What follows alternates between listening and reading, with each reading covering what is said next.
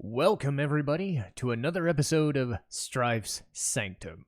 My name is Citizen Strife, and this week we're going to dabble in a game that I really enjoyed back when it was first released on the PS2.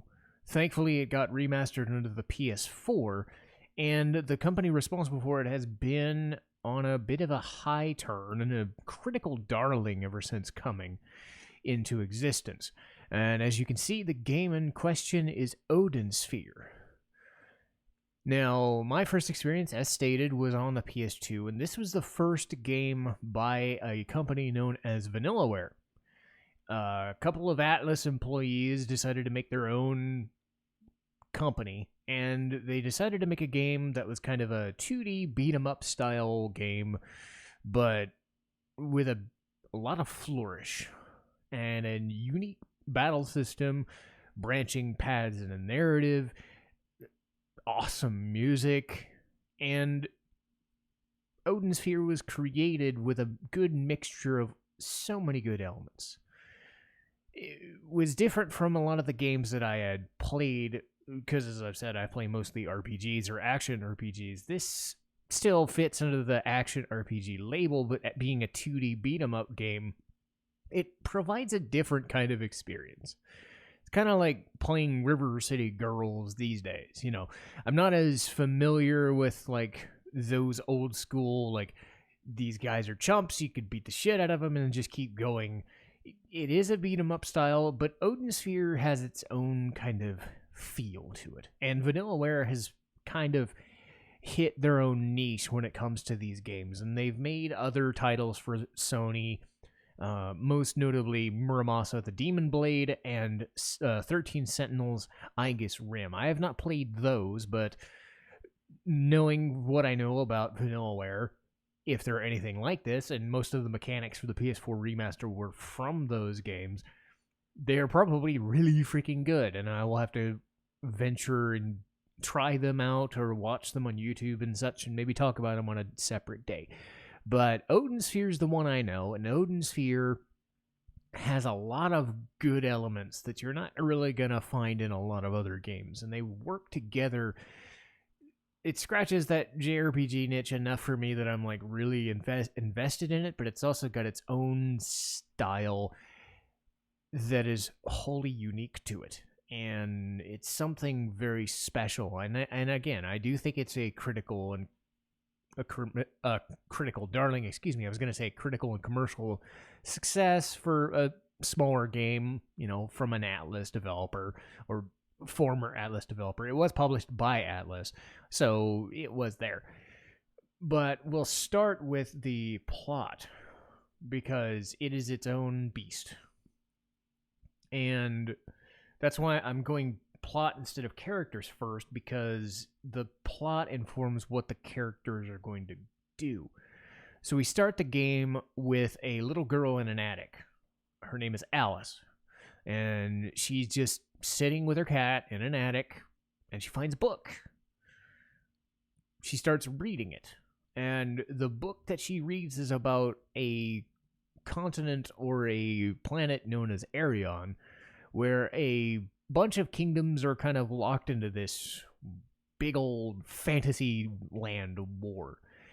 A kingdom known as Valentine, in basically one night, did a bad and blew itself up pretty much. And the entirety of its populace and the people who didn't die, basically, due to the explosion of what is known as the crystallization cauldron, turned into these rabbit beings, or these immortal rabbit-looking things, these beasts of burden known as Puka. And the king himself, King Valentine, died and went to the underworld. And this is one of those games where the underworld is like a Hades or a Tartarus or a whatever, where it actually exists. And the king of Valentine is just left to wander there, and his children are part of the main party of sorts, trying to forget whatever happened or trying to overcome it. This Puka's curse. Once you are cursed by it, you can't turn back. So these members of Valentine decided we need to find a way to break this curse, and they've decided to find every single Valentinian coin that existed that basically just blew up in the explosion and scattered everywhere. Assuming that happens, they're able to break the curse. All the while, other kingdoms are at war because of the power vacuum that exists. And there are wise men going around and dragons talking about this Armageddon that's going on. So it's loosely based on Norse mythology, and a lot of the characters are Norse in origin, but don't really let that fool you. It's its own kind of beast. And speaking of beasts, the Beast of Armageddon is a dragon, or could be a dragon. There's this thought that it could come and just basically wipe shit out, because Armageddon's not a good thing. And the kingdoms at war are fighting over this dormant crystallization cauldron. It's apparently powered by forces in Arion known as phosons, which are these kind of crystallized life elements. And, think of life stream from Final Fantasy VII if it was like crystals of life instead of this green goo. But while the kingdom of Valentine's got crumbled and turned to shit, the other kingdoms are at war. You've got a Fire Kingdom, lorded by Lord Onyx, I believe was his name. I want to say Irwin, but I'm thinking of a different game. I'm thinking of Legend of Mana, but anyway. So you've got Onyx, I believe. He's got his own thing going.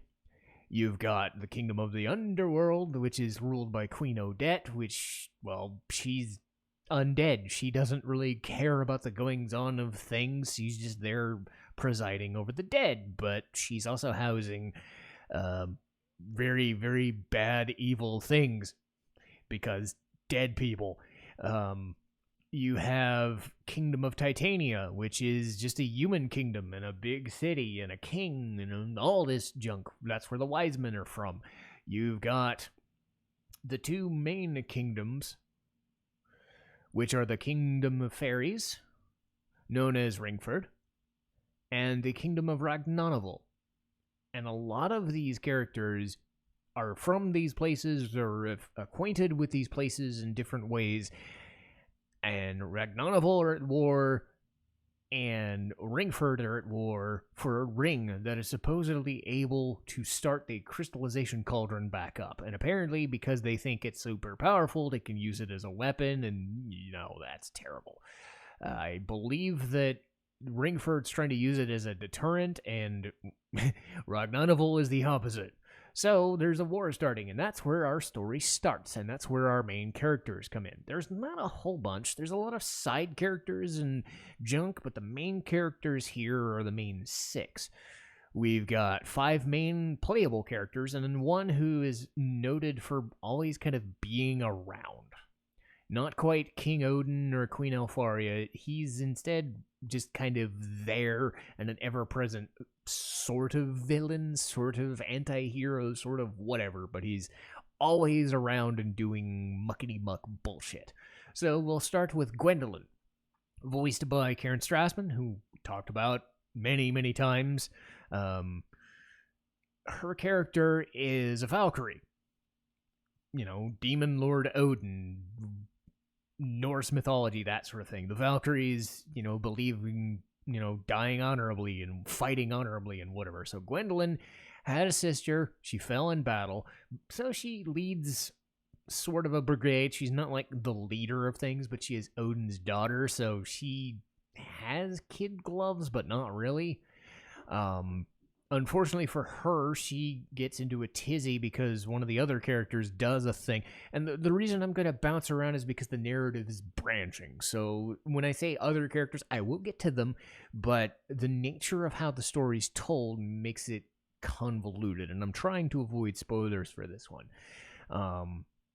But Gwendolyn finds one of the main characters and is convinced not to do a thing, and instead beats the shit out of this giant fucking general dude. Odin doesn't like that, but also knows that, he has to punish Gwendolyn too. So he puts her asleep and sends her to some fuck-off castle to live with someone named Oswald. And Oswald is voiced by Derek Stephen Prince. He was one of the main villains in Persona 3, who I dub Revolver Jesus, because that's exactly what he looks like. He's a pale fucking Jesus guy with a fucking gun. But he's also been in other games like Xenosaga 1 and Love Hina on the anime side. So, pretty good voice actor. Doesn't do a whole bunch, but when I see him, I like him. Oswald is kind of like a mercenary slash human demon hybrid, because he has this weird power that he can basically turn berserk and just wreck face. We'll go over everyone's specializations in a minute, but everybody has their own feel to them. Everybody fights differently. So Oswald and Gwendolyn sort of like each other, sort of don't, because of the magic spell that Odin put Gwendolyn under. So you have that do they like each other? Do they not? Oswald doesn't treat her like an object, like property. So it's hard to question whether Gwendolyn really likes him or not, and that's part of their storyline. So while that's going on, we have Prince Cornelius from Titania, voiced by Yuri Lowenthal. And he gets turned into a puka, gets dumped into the underworld somewhere, fights his way out of it, and then has to figure out why he was turned into a puka. He is trying to wed Velvet, voiced by Michelle Ruff, and Velvet and Cornelius are sort of together, but not quite, because Velvet is I guess you would call her born of wedlock, I would suppose, and she's treated as a witch. So Cornelius is trying to break off engagements. I guess he was supposed to be engaged to Gwendolyn herself or her sister or whatever. So there's political machinations, and they believe that they should be together. And Cornelius is pissed because he knows he's a puka now, and Velvet is this very, very pretty girl. So what the fuck? What am I supposed to do? So he has to befriend the puka, but also avoid Velvet, out of discourse, because he thinks he's an ugly guy, which, he's not. But again, he's not the fanciful prince anymore, which makes sense. So Velvet and Cornelius are tied together, so they have their separate storylines. Velvet's whole thing is she is trying to find the Ring of Tetrel and get the fuck rid of it, because she's seen firsthand what the crystallization cauldron does, and if they try to activate it, she wants to beat the shit out of it, and she's trying to, she meets Gwendolyn in the middle of nowhere and imparts her knowledge, and Gwendolyn has to make a choice, and that's why Gwendolyn gets fucked over. So everything starts to tie together. Velvet is still trying to deal with all this stuff while finding Cornelius, but also dealing with her undead dad, who was the cause of that fucking mess. So her storyline is always kind of out in the outskirts, but is ever present and important. They leave it as one of the last ones you do. So a lot of the gaps start getting filled in, and Velvet, as an outsider, has a lot of story that harkens back to the other four. We have the final main character, Mercedes, and she's Princess Mercedes of Ringford. So we have a princess of Ragnarvel in Gwendolyn. We have a princess in Ringford of Mercedes, and she's a fairy, and due to the war being a crazy fucking war, Odin decides, oh, well, if Elfari is going to be a bitch about things, I'll just get rid of her, which leaves Mercedes as Queen Mercedes. But nobody believes in her because she's kind of a snooty, she's voiced by Stephanie Shea, who we talked about it as Heide from Gankutsuo last week. So, Mercedes is this, she's just hunting frogs. She's having a good time. She's basically thrown into this position of power she was not prepared for because her mom passed away or was killed. And, she's vengeful, but she's not vengeful. But at the same time, she knows, and she has to learn that just because she wasn't aware of it, now she has a position of power that she's not accustomed to. and somebody's trying to take over in Ringford, you know, that whole, like, I'm in power now because the lady is gone, you know, that sort of thing. So you have this power vacuum of its own doing in Ringford because of Princess Mercedes going off trying to do her thing. So she has to deal with several fronts. So you have your 5 main characters. And the other character I want to speak about is Ingwe, voiced by Liam O'Brien, who was Akihiko in Persona 3. He was Grimoire Weiss in Nier, and basically every good character ever because he's awesome. But yeah, you hear the name Liam O'Brien, you've probably heard his voice somewhere. Critical Role, I'm sure. Like, he's been everywhere. You know who he is. So anyway, Ingwe is Velvet's brother. And that would explain why Ingwe is such kind of a scheming fuck, because he's involved with the Kingdom of Valentine business. But in a much more malevolent way than Velvet is. So he's always kind of putzing around, plotting, and doing weird magical bullshit. And he's not, like, outwardly villainous, but he's always scheming and ends up becoming one later. And you know that, even though he's helping people along the way, he's always doing his own thing for his own gain. And near the end of the game, if you get the proper ending, you end up knowing what he ends up doing, why he ends up doing it, and Liam's performance, like everybody in the main cast, is fucking phenomenal. One of the things I like about this game is it's almost like a stage play or a theater performance of a video game story. So they act almost to the camera or to the audience.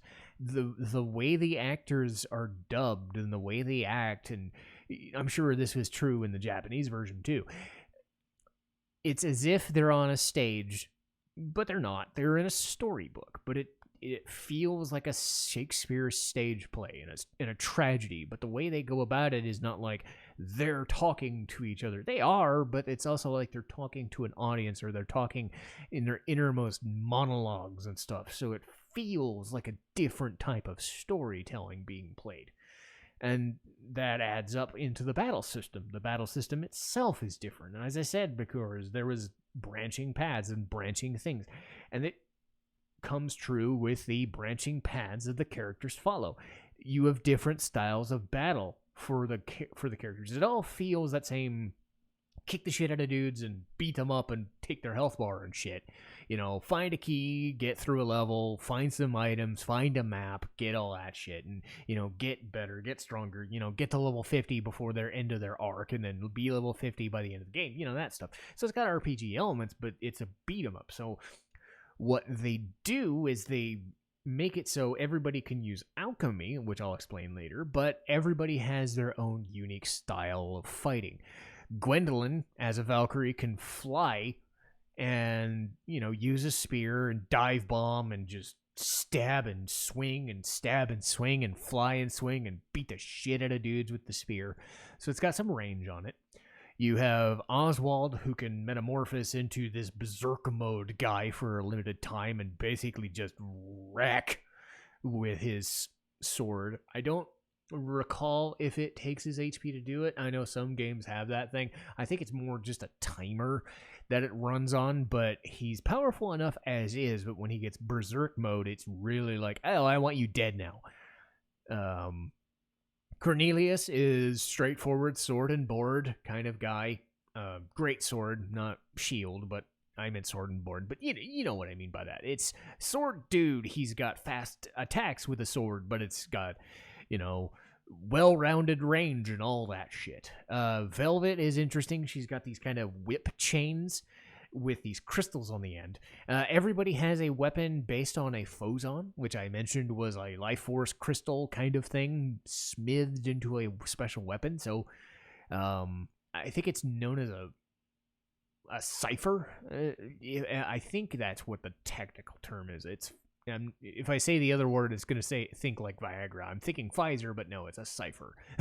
Anyway, so everybody has their own cipher, and Cornelius's is a blade. Velvet's, She's got like a big ass chain that she's around her waist, but she's also got them hooked to her hands, and it's just like nunchucks if they were gems, right?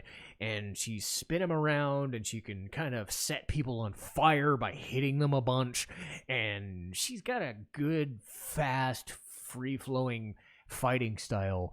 And I actually like her fighting style the best because it's not cumbersome at all. She's not strong, but she's just fast and frenetic, and that burn effect is really cool. Mercedes is the toughest one to use, but is also the most broken because she can physically fly. Gwendolyn can glide a little bit, but she's encumbered by gravity. Mercedes has wings. She does not give a fuck. And she has a crossbow gun, basically. The Cipher. I'm going to get in trouble for that, aren't I? The Cipher that she has can blow shit up. So think a crossbow, but a gun. And it's like one of those fucking beam gun laser things like a stormtrooper would have, but in a fantasy setting. So she can fly around. It takes a little time to get her in the air, but when you do, you can kind of float and fly around at your leisure and avoid damage. It's a bit slow, but she picks up speed and she's able to do a lot with it. So you've got everybody having their own combos and their own skill trees. You can have like Velvet and Gwendolyn focusing on their ice and fire affinities to do status effects more.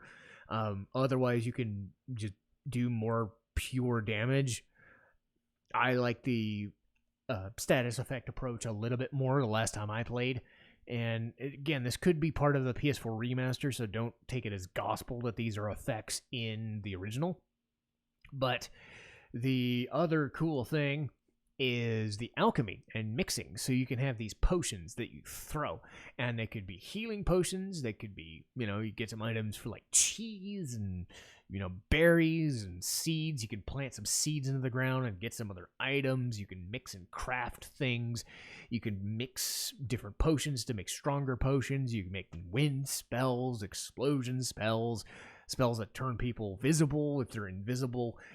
All sorts of cool, fun junk that you can do. You can get one that has better treasure hunting ability, all this fun, cool stuff that you can do with these potions and this crafting stuff. You can also craft food. And food can serve as a healing item when you don't have any potions, or a better, you can eat a bunch of apples and then take a new seed and then plant it and get another serving or whatever, and you can go to a merchant and pick up some special items and some maps and some keys, but you can also get some seeds or some recipes for food.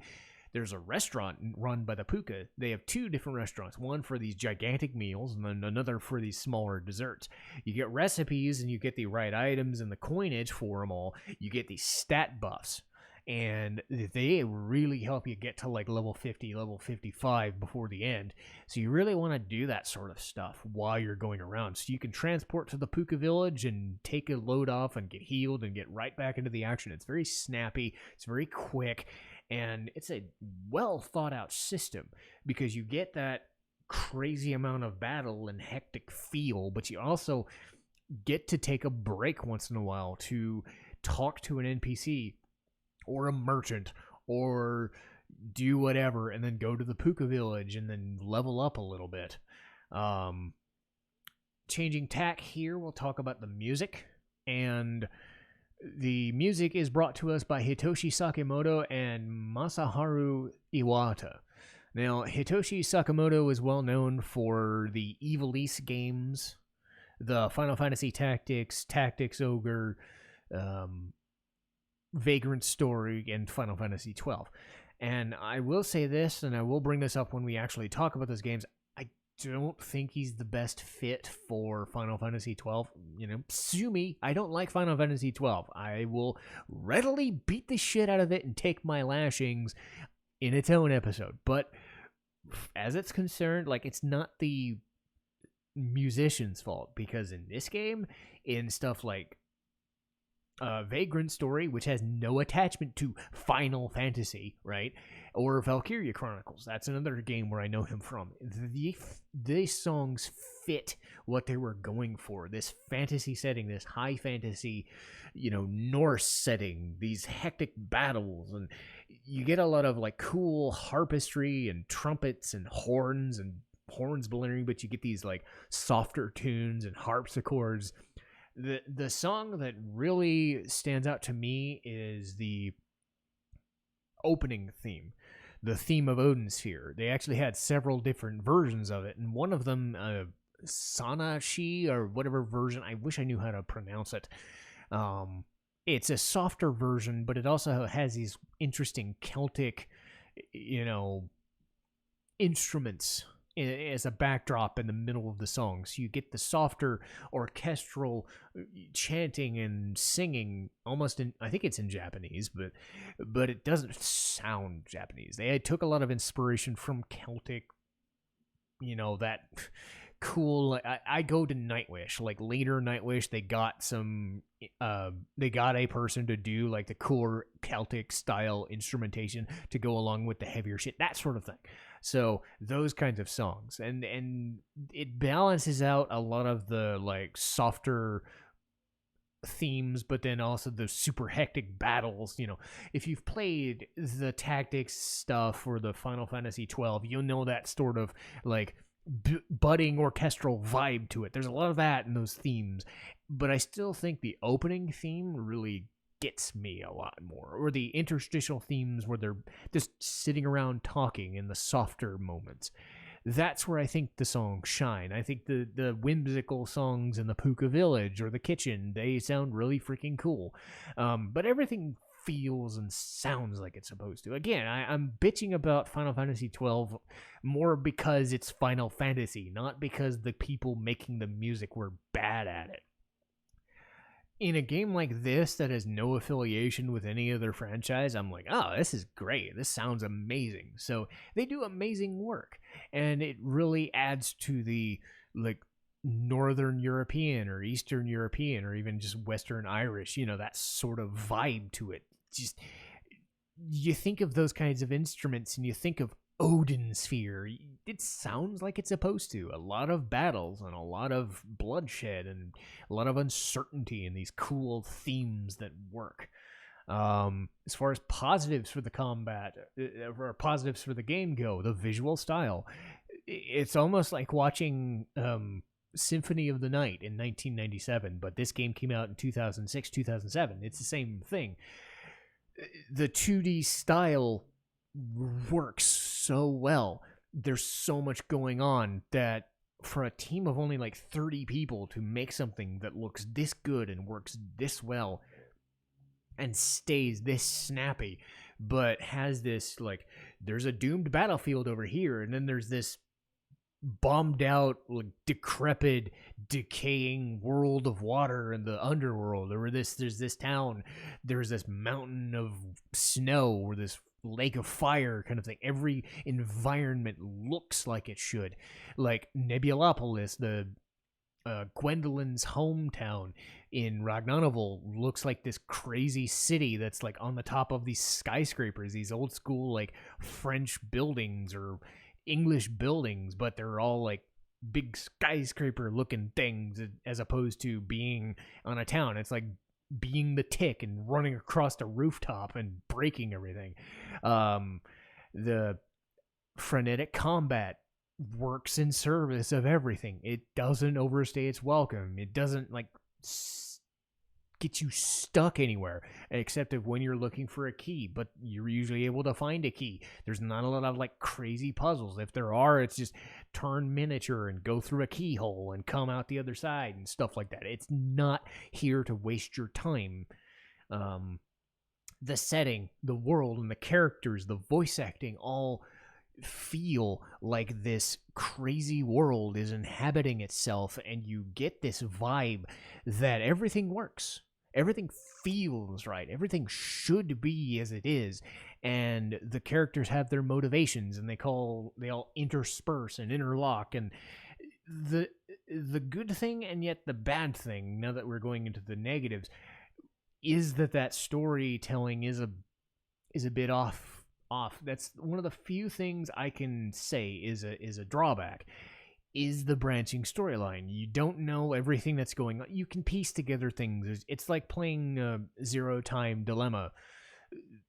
You know, those games, the Virtue's Last Reward, the Zero Escape series, a lot of the branching paths, they don't tell you everything right away. So you have to bounce around and piece together a person's narrative and then go around. So you get Gwendolyn, you get Cornelius, then you get Mercedes, Oswald, then you get Velvet, and then everything starts to kind of feed together in this timeline. So it is a full timeline, but you're getting these things at different points, and everybody has different points where they coexist or they stay separate, and you have to kind of piece together when in the story shit's happening, and then it goes back to the end in the finale where it all coalesces. But it also kind of leads to another issue where if you say fight Odette in the underworld, you'd think this crazy bitch is gonna kill you. She looks like a fucking undead corpse with, you know, a giant fucking flowing dress of doom, but she's basically in the shape of a half moon crescent that she uses to basically slice you into pieces. And yet you fight her as a main villain in one of the story arcs, but at the same time in the next turn you could fight her as the first boss. And once you fight a boss once, you never unlearn their pattern, and it's like, well, it just means that they're easier or harder depending on where in the story you fight them. There are some separate times where you fight a different person, like that general, or you fight that, like, some of the wise men, but most often you're gonna be fighting a boss once or twice or maybe even 3 or 4 times, and it does lead to an unbalancing act, which can be frustrating. Again, you're facing it with a different character, so it does add some change. But once you know the character, you're kind of like, well, I know this person fights like this, so I don't have to worry about whatever, and I can use this person's strategy, do this, you know.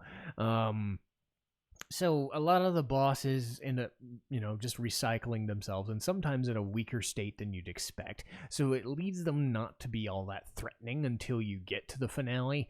So that's one of the main things. There's also Debulopolis, given its design, is skyscraper based, and you can fall a lot. There are a couple of like death spots. You don't die, but you fall down, and it's like falling down a pit in Sonic, and you have to kind of like worm your way back to where you were, because everything in the stage is like in a circular thing. There's 2 separate spots. There's the circular arena where a lot of the battles are, and then there's these flat plains that go in 1 or 2 directions. And a lot of these places are connected, and some of the higher ground ones lead you to make these jumps, and if you miss a jump, you're going back like 3 or 4 spots. So, all in all, it's not too much of a bother, because again, it's not a death pit, it's more of a nuisance than anything. The only way you'll ever die is by, well, losing HP, so I do appreciate that sort of thing. So they're willing to try stuff like platforming and whatnot, but it's not something that's a mandatory thing, or at least it shouldn't be. But even then, when you have this convoluted storytelling, it's still not really a bother. At the end of the day, this game, Odin Sphere, is a well-crafted 2D brawling type game with a lot of uniqueness. Once you get done fighting with somebody, you get this whole new character that you get to experiment with and change and try to do. And then you get another one, and then you get another one, and then you get a 5th one, and then you get to see where all these things are starting to line up in the story, and why people are doing what they're doing, and how everybody kind of coalesces, and like how do Gwendolyn and Oswald end up? Where does Cornelius and Velvet end up? Does Mercedes succeed in her plans, or does she, you know, unfortunately perish? You know, that sort of question. What the hell is Ingwe doing this whole time? What is Velvet gonna do with him? You know, what is King Valentine or Demon Lord Odin? All these people are intertwined in this, you know, 20 to 25 hour game, but it doesn't feel like a 20 or 25 hour game. It's pretty robust for a crazy experience, and you can, do a person's arc in like 1 to 2 hours if you're really quick. Get a game, 15, 20 hours like this, and it feels like it's a majestic, small scale game, but has a lot to offer. And that's why I came back to it when they released the PS4 remaster. For anyone looking to play it, I would definitely go with Odin Sphere. It's something that you're not going to get anywhere else. And Vanillaware has, got 3 or 4 games under its belt that feed that kind of niche. An RPG, but a brawler beat 'em up thing, but it's in 2D, so it's not quite like the Yakuza game, so it's got its own vibe to it, but it's so beautiful and feels so good. So I would definitely suggest people check out the PS4 version, and you will be in for a good time. But that'll do it for me today. Next week should be Madoka Magica. The week after that, I believe, is the Hatsune Miku Vocaloid Project Diva and Project Mirai, mashup. Again, that one I'm going to try and release a day later than usual. I normally release them on Tuesday if I've got my schedule right. And the Vocaloid one takes a lot of prep work, just to remember things, because I'm not just talking about the games themselves, but I'm talking about the songs and how they're made and what a Vocaloid even is, like the software involved. There's a lot that goes into it. So, I'll try to have that, on March 9th, because that's a special day that, signifies Miku in general, and I'll go over why. After that, I believe, is Chrono Cross. I believe it's either Chrono Cross or Konosuba. Now that I think about it, I think I have my schedule right. It's Madoka Magica next week, Hatsune Miku the week after, and then Konosuba. I put Chrono Cross after my convention time to give anime a bit more love. And Konosuba, I was wondering when I would do a comedy, like a straightforward, no-frills comedy, because I tend to focus on the more mature stuff, because I'm a little older and I like the more stiffer, gruffer, more intense stuff. Konosuba is not that. And if I was going to do anyone, it was going to be either Chobits or Konosuba. And I chose Konosuba because, oh my fucking god, is it one of the best shows of the last 5 years. And man, do I want to talk about that so much. So again, we've got our schedule. I'm probably set for a couple months, to be honest, because I normally have like 3 or 4 shows set in advance, so I get some prep time to either rewatch it or replay it or watch some stuff or read up on things to get myself back in the kind of the mindset of a thing if I haven't played it in a long time, or to try something new, to try it for the first time.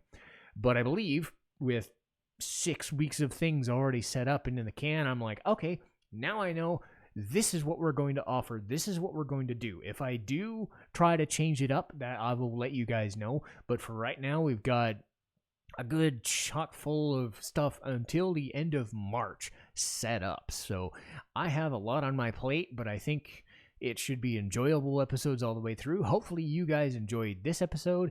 Remember to always like, share, and subscribe. Please tell me what you thought. Please tell me if you've ever played Odin Sphere before, or if I should, try Muramasa and 13 Sentinels. I'm probably going to, now that I've done this episode. But anyway, that'll do it for me. See you guys next time. Citizen Strife, signing off.